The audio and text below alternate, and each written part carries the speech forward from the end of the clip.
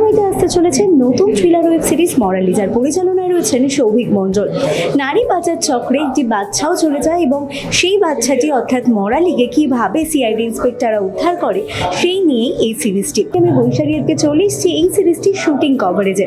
কথা বলে নেব মরালির কলাকুশলীদের সাথে এবং তাদের থেকেই জেনে নেব এই সিরিজটির ব্যাপারে।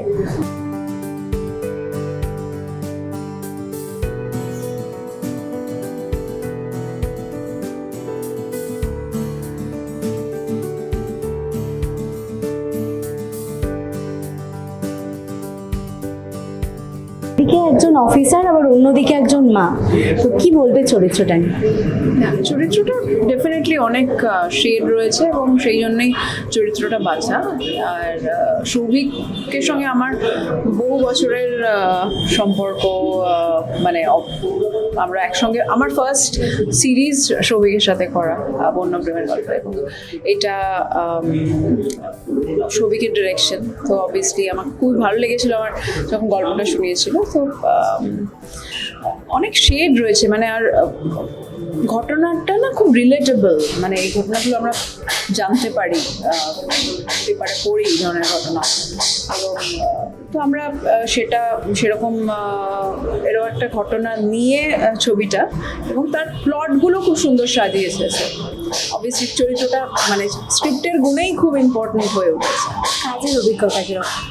সৌভিক তো আমার মানে এটা ইটস লাইক মানে হোম টু মি। তো সৌভিক ভীষণই ভালো ডিরেক্টর, এবং সব থেকে ভালো হলো মানে ও পুরো জিনিসটাকে এত সুন্দর ব্যালেন্স করে, মাথা ঠান্ডা রেখে, উইচ ইজ কমেন্ডেবল। তো আমি খুবই মানে ভালো লাগে আমার সৌভিকের সঙ্গে কাজ করতে, এবং যখনই আগে কাজ করেছি তো তখন ওগুলো অ্যাসিস্ট করেছিল, এটা ডিরেক্ট করছে। তো আই এম রিয়েলি হ্যাপি যে এই ধরনের কাজ হওয়া উচিত। আর কোথায় কোথায় শুটিং চলছে?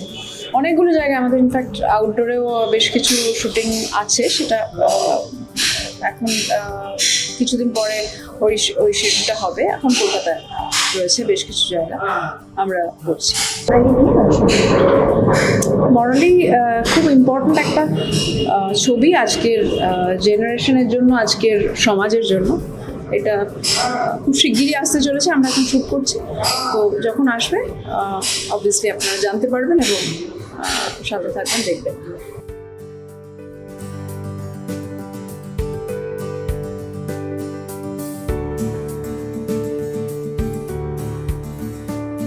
প্রচন্ড গরমে কেমন শুটিং চলছে বল?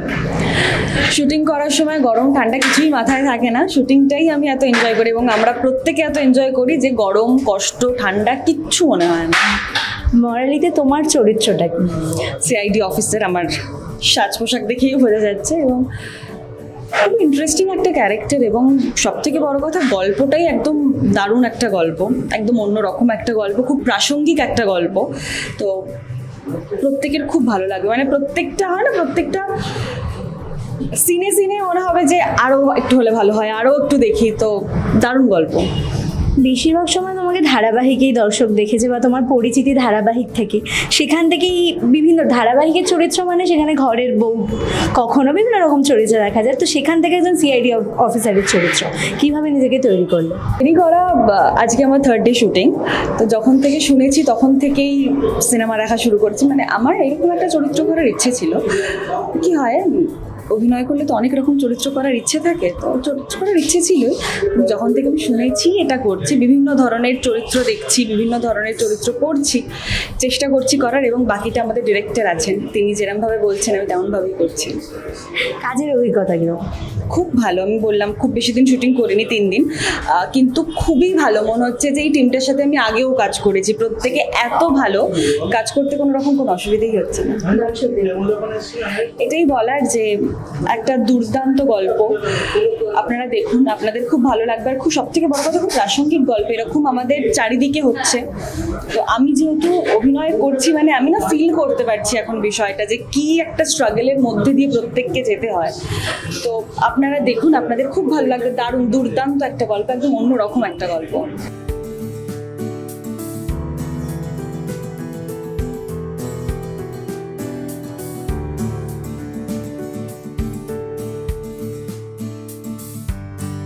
চরিত্র নিয়ে জানতে চাই।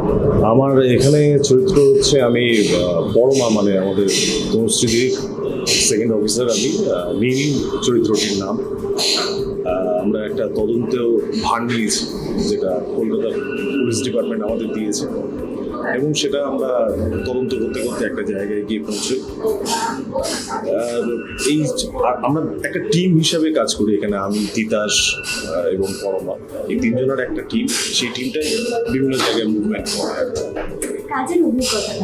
কাজের অভিজ্ঞতা বলতে সৌভিকের সাথে এটা আমার প্রথম কাজ। এর আগে আমি ক্লিকে বা অন্যান্য জায়গায় আমার অনেক কটা ওয়েব সিরিজ হয়ে গেছে, এই ধরনের চরিত্রও হয়েছে। সৌভিক গল্পটা, মানে এই গল্পটা খুব কী বলবো, এখনকার সময়ের জন্য একটা ভালো মেসেজ সবার কাছে।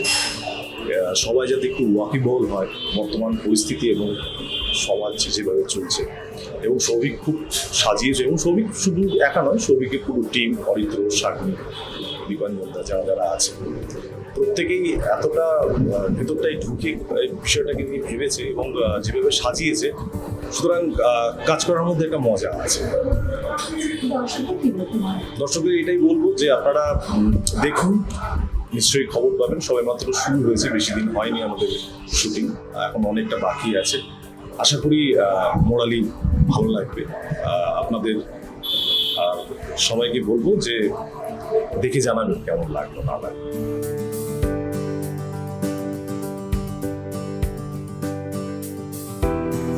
তোমার চরিত্রটা নিয়ে একটু বলো দর্শক। আমি মরালি। আমার খুব ভালো লাগছে এই চরিত্রটা করতে। মানে এটা খুব ভালোই, আমার আনন্দও হচ্ছে, মজাও করছি এখানে আমি। এই যে তনুশ্রীর সাথে কাজ করছো, আরো এত বড় বড় অ্যাক্টর অ্যাক্ট্রেসরা আছেন এখানে, তাদের সাথে কাজ করে কেমন লাগছে? অনেক ভালো, আনন্দও হচ্ছে অনেক। এখনো অবধি কোন কোন জায়গায় শুটিং হলো? এখন অবধি নেপালগঞ্জ আর এখানে অনেক জায়গাতেই হয়েছে। তোমার কি এটা প্রথম কাজ? না, এটা আমার 5 নম্বর কাজ। আচ্ছা, দর্শকদের কি বলবে এই সিরিজটা নিয়ে? এই সিরিজটা খুব ভাল লাগছে, এটা সবাই তোমরা দেখো, আমি এটাই বলবো।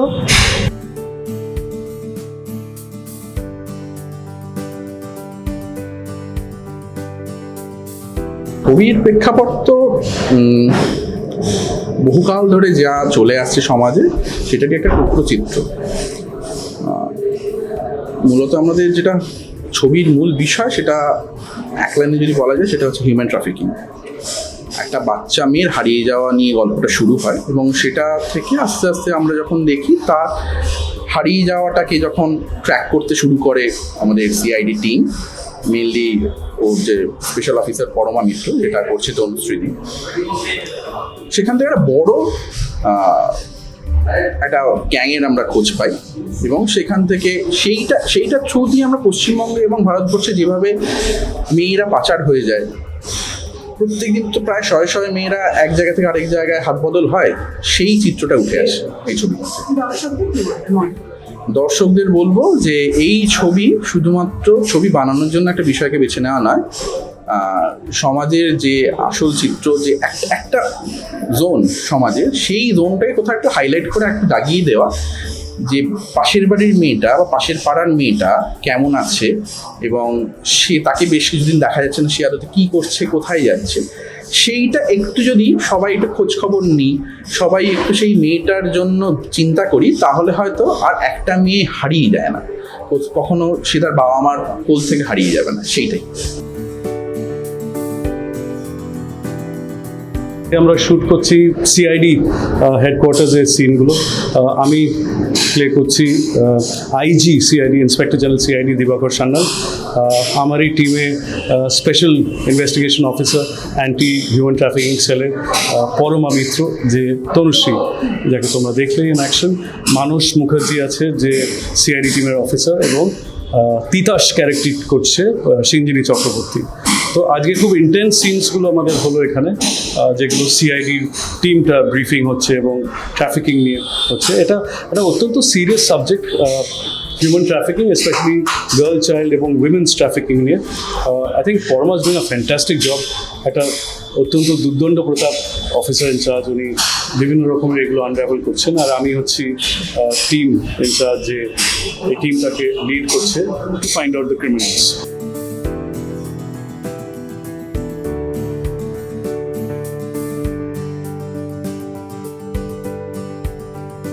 কলাকুশলীদের থেকে জেনে নিলাম এই আসন্ন সিরিজ মরালির ব্যাপারে।